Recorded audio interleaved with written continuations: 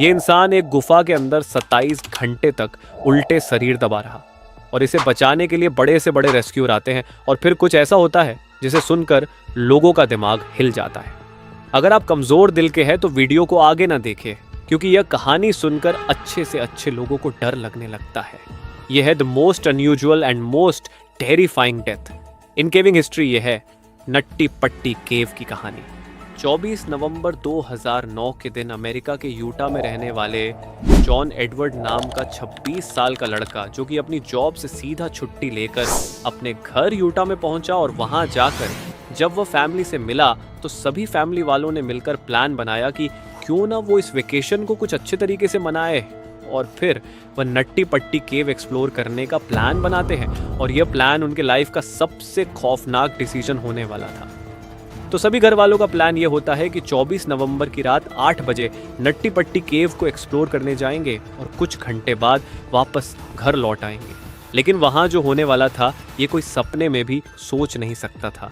हालांकि जॉन इस केव में पहली बार जाने वाला था, लेकिन इसे थोड़ा बहुत केविंग का एक्सपीरियंस था, क्योंकि वो अपने छोटे भाई के साथ बचपन में केविंग किया करता था।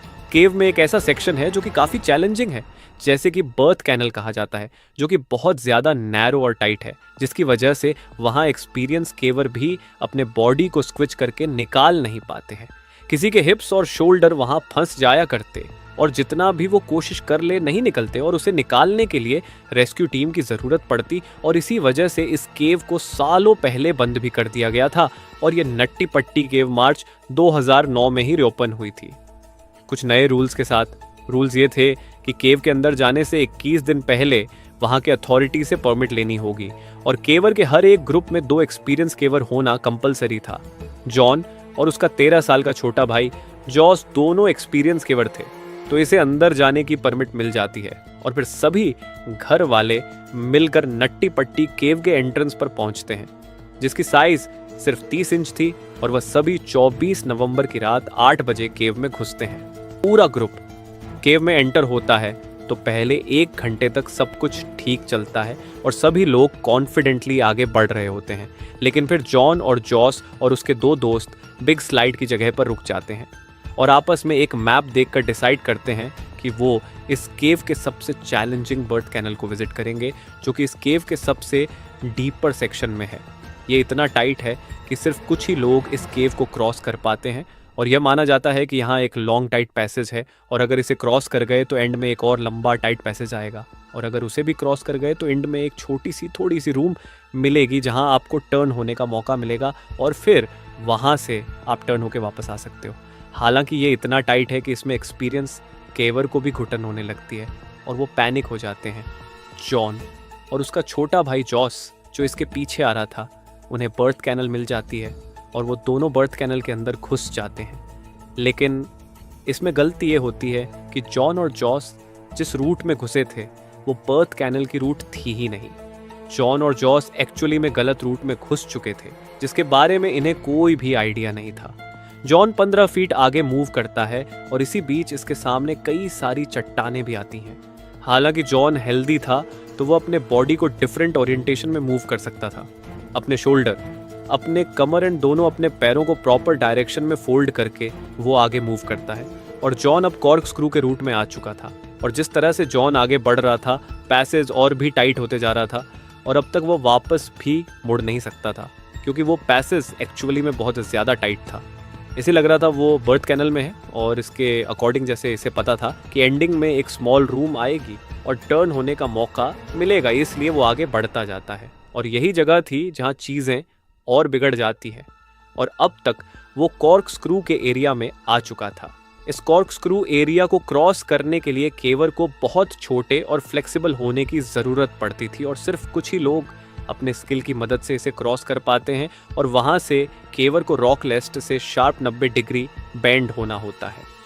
लेफ्ट की साइड अब तक जॉन इस स्मॉल एरिया से टर्न हो चुके थे, और इसके बाद वो मोस्ट डिफिकल्ट सेक्शन में पहुंचते हैं। 5 साल पहले एक 16 साल का लड़का ब्रॉक क्लार्क यही कॉर्क स्क्रू सेक्शन में अटक गया था, जिसकी हाइट सिर्फ 5 फुट 7 इंच थी और वेट 63 केजी था, और उसे रेस्क्यू करने के लिए 14 घंटे लगे थे। जॉन भी यही एग्जैक्ट स्पॉट पर था, जबकि इसकी हाइट 6 फीट थी और वेट 90 केजी था। यहाँ पर इसे अपने बॉडी को टर्न करके वापस लौटने का कोई ऑप्शन नहीं था। इतनी कम स्पेस की वजह से वो ना चाहते हुए भी लेज एरिया की तरफ खुद को स्क्विच करते हुए आगे बढ़ता है। हालांकि ये एरिया टाइट था, तो जॉन को लग रहा था कि ये बर्थ कैनल की सबसे टाइट जगह से, मतलब कि आगे एक बिगर स्पेस आएगी और वहां इसे टर्न होने का मौका मिलेगा। और वो अपने स्टमक को प्रेस करते हुए रॉक के सहारे आगे बढ़ता जाता है। वो डॉन ऑफ डायरेक्शन में मूव कर रहा था, मतलब जमीन से एग्जैक्ट नीचे की ओर। जॉन को पता नहीं था वो कहाँ पहुंच चुका है। उसे उम्मीद थी कि आगे कोई एक ओपनिंग जरूर मिलेगी, और फिर वह तभी स्पीड में नीचे गिरने लगता है और खुद को अपने हाथों से पकड़कर जोर से चिल्लाता है और अपने भाई की ओर कहता है, जॉस तुम इधर मत आओ, मुझे फॉलो मत करो। अपने कंधे के सहारे इसे आगे बढ़ना जरूरी था बाहर निकलने के लिए। और तब जॉन को अपने हेडलैम्प से एक होल की ग्लिम्स दिखाई देती है और जॉन के अंदर एक उम्मीद जागती है। लेकिन ये जॉन की जिंदगी की सबसे बड़ी और आखिरी गलती थी। वो आगे बढ़ता है और अपने सर को होल में डालता है, और एग्जैक्टली वो जिस टनल में जा रहा था वो अननोन थी, और अब वो वहां पहुंच चुका था। और वो टनल और भी टाइट था और वह स्पेस बहुत कम थी। और जैसा कि उसने सोचा था कि आगे ओपनिंग मिलेगी, लेकिन आगे रास्ता बंद था। ये पूरे केव के पैसेज की एंडिंग थी। इस जगह की स्पेस 18x1 इंच थी, मतलब कि एक लैपटॉप स्क्रीन जितनी। वो कंप्लीटली अपसाइड डाउन पोजीशन में था, मतलब कि सर नीचे और पैर ऊपर और करीब 70 डिग्री एंगल में मुड़ा हुआ भी था। वो खुद को ऊपर पुश करने की कोशिश करता है, but this whole was exhausting. इसके एक हाथ यूजलेस पोजीशन में फंसे हुए थे और दूसरा हाथ इसके चेस्ट की ओर मुड़ा हुआ था। वो दीवार के सहारे खुद को पुश करने की कोशिश करता है, लेकिन इसे जल्दी रियलाइज हो जाता है कि इसके सारे मेहनत के बावजूद भी वो मूव नहीं कर सकता, और इसके पैर भी होल के सबसे स्मॉल साइड में फंसे हुए थे। वो जॉस को दोबारा चिल्लाता है, जबकि जॉस इसके पीछे ही था कॉर्क स्क्रू पाथ पर। लेकिन वो अपने भाई की तरह इस एरिया से क्रॉस नहीं करता, बल्कि वो अपने फीट को आगे करता है और फिर अपने सर को पीछे रखता है ताकि वो आगे से आसानी से रिटर्न हो सके। इसे जॉन की आवाज़ कंटिन्यू सुनाई दे रही थी, और फाइनली पहुंचता है वो उस जगह पर जहां वो देखता है कि जॉन एक होल में घुसा है और होल ने इसे पूरा निगल लिया है और उसकी सिर्फ 2 पैर ही दिख पा रही है।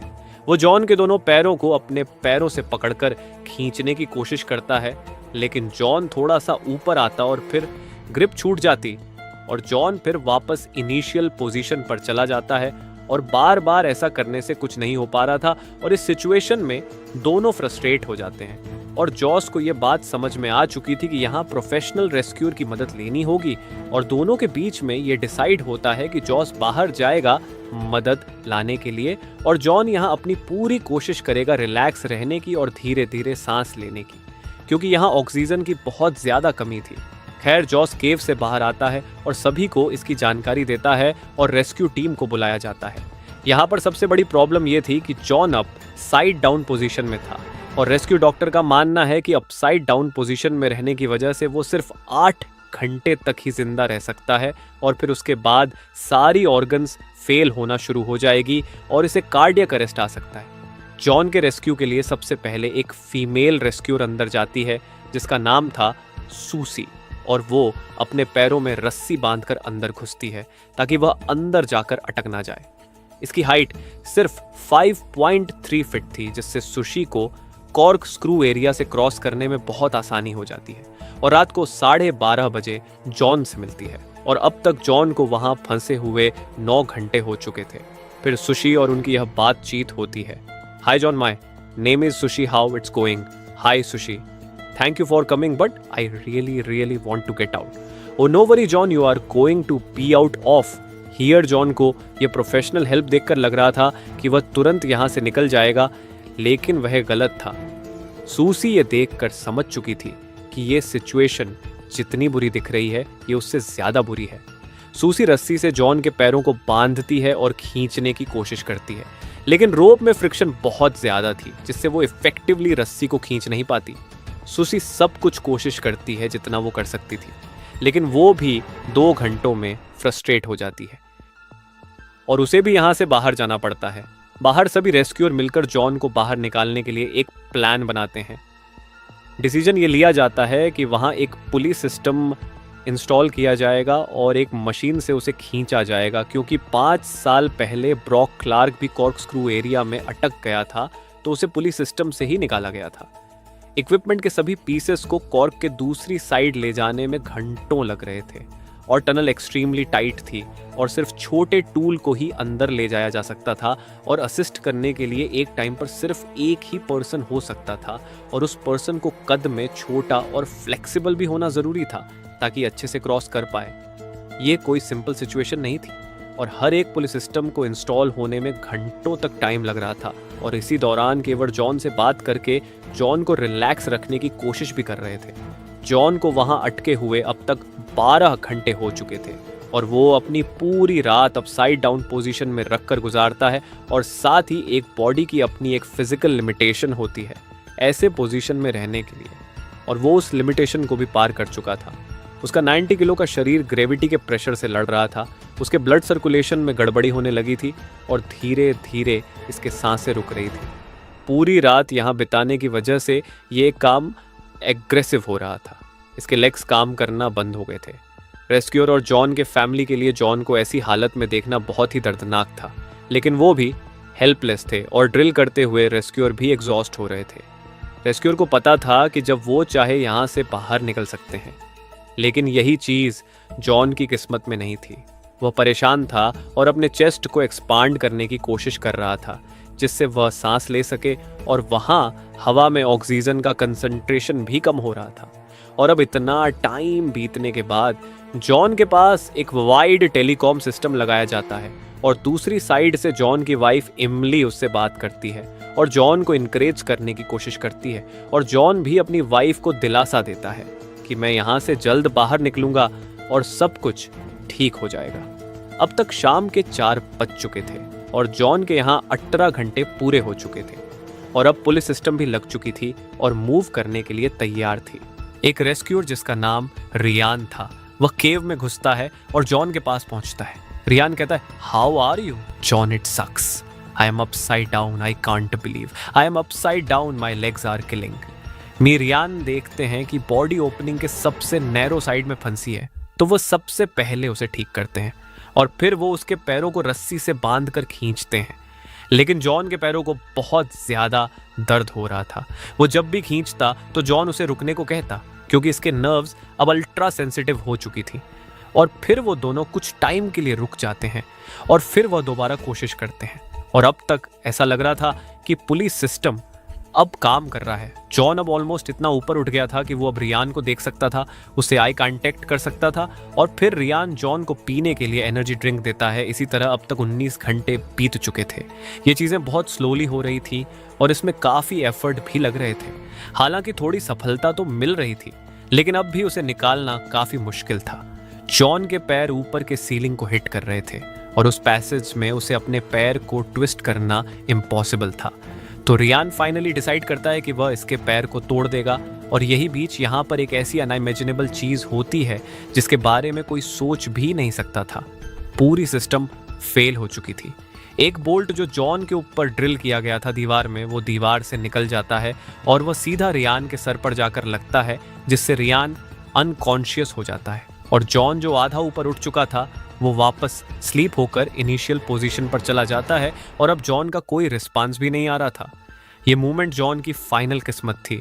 अब शायद वह कभी बाहर नहीं आ सकता था, और रियान जब होश में आता है तो उसके सर से खून बह रहा था। वो पूरा कंफ्यूज हो चुका था कि यहाँ पर क्या हुआ। खैर, रियान को वहां से बाहर निकालकर हॉस्पिटल भेज दिया जाता है और उसकी जगह जॉन को निकालने के लिए उसके फादर डेव केव में जाते हैं और उस टूटे हुए पुलिस सिस्टम को इंस्टॉल करने के लिए एक और घंटे लग जाते हैं। डेव रस्सी से जॉन की बॉडी को बांधने की कोशिश करते हैं, लेकिन डेव वहां जितनी देर भी रहते हैं उसमें जॉन का कोई रिस्पांस नहीं आ रहा होता है।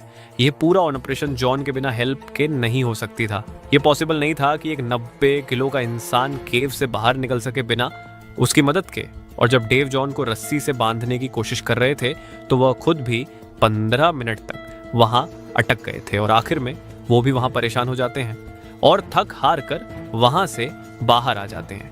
अब ब्रैंडन कोल्स एक नए रेस्क्यूअर के तौर पर उसकी जगह ले लेते हैं और फिर वहाँ एक टेलीकॉम सिस्टम लगाया जाता है जिससे उसकी फैमिली उससे बात कर सके। लेकिन ब्रैंडन जो देख पा रहा था वह इमली नहीं देख पा रही थी। जॉन कोई भी रिस्पांस नहीं दे रहा था और पता नहीं वह ये बातें सुन भी पा रहा था या नहीं। कुछ घंटे पहले तक जॉन के सांस लेने की आवाज़ आ रही थी, लेकिन अब वह भी शांत हो चुकी थी। रेस्क्यू टीम एक एरिया में ग्रुप बनाकर डिसाइड करते हैं कि शायद जॉन मर चुका है और इसलिए पैसेज में मेडिकल प्रोफेशनल भेजेंगे जिससे कंफर्म हो जाए, और बिल्कुल ऐसा ही होता है। मेडिकल प्रोफेशनल कंफर्म करते हैं कि जॉन मर चुका है। 25 नवंबर की रात 11:56 में ऑफिशियल कंफर्मेशन कर दी जाती है कि जॉन एडवर्ड जोन्स ऑफिशियली मर चुके हैं।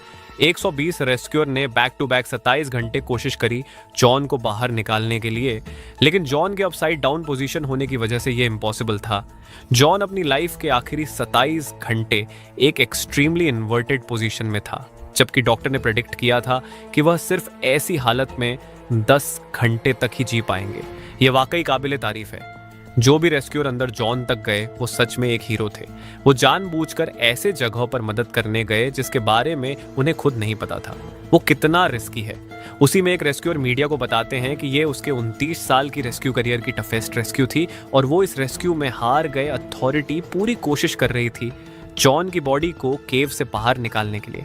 लेकिन बातचीत के बाद डिसाइड किया जाती है कि यह करना रेस्क्यू टीम के लिए काफ़ी डेंजरस होगा, और फाइनली डिसीजन लिया जाता है कि जॉन की बॉडी हमेशा के लिए वही दफन रहेगी और एंट्रेंस को कंक्रीट से सील कर दिया जाएगा, और एक हफ्ते बाद पूरी नट्टी पट्टी केव को ही हमेशा के लिए सील कर दिया जाता है।